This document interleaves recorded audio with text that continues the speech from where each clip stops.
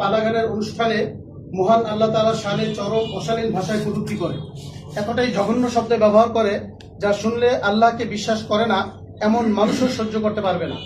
তার ব্যবহৃত শব্দগুলো একজন মুসলমান হিসেবে মুখে আনতেও কষ্ট হয়। এরপরও জাতীয় বৃহত্তর স্বার্থে আপনাদের সামনে উচ্চারণ করতে বাধ্য হচ্ছি।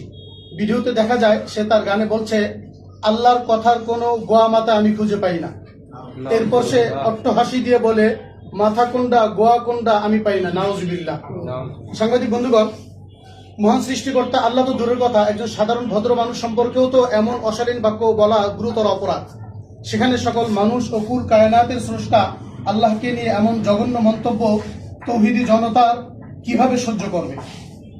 আবুল সরকার একই ভিডিওতে কিছুক্ষণ পর বলেন, এক মুখে যে দুই কথা বলে তারে মুখ কয় না হুগা কয়।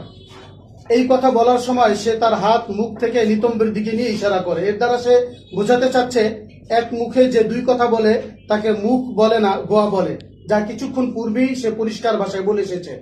কিছুক্ষণ পর সে আবারও বলে, আল্লাহর এক মুখে এত কথা কয়, আল্লাহর মুখ কয়টা? খালি কয়টা না ওটা মুখ না হুগা?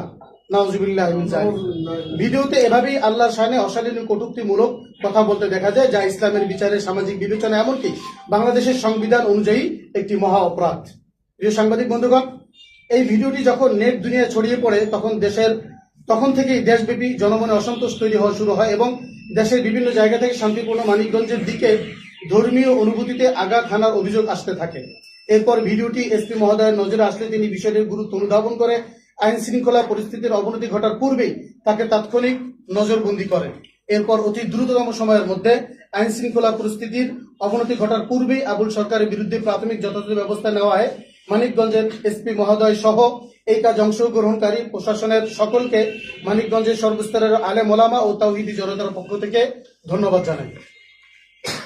সাংবাদিক বন্ধুগণ, 20/11/2025 বৃহস্পতিবার তাকে হাজতে পাঠানোর মাধ্যমে জনমনে কিছুটা প্রশান্তি তৈরি হয়।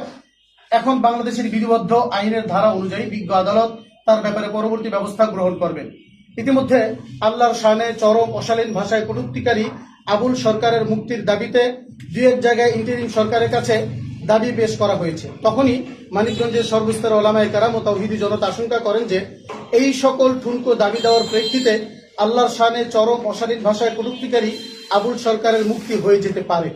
তাই ধর্মীয় ও সাম্প্রদায়িক সম্প্রীতি বিনষ্টকারী আবুল সরকারের সর্বোচ্চ শাস্তি মৃত্যুদণ্ডের দাবি নিয়ে মানিকগঞ্জের সর্বস্তর ওলামায়ে কেরাম ও তাওহীদি জনতা রবিবার সকাল 9টায় বাসস্ট্যান্ড থেকে শান্তিপূর্ণ মিছিলের ঘোষণা দেন এবং মিছিল শেষে ডিসি মহোদয় ও এসপি মহোদয় বরাবর আমাদের দাবি দেওয়া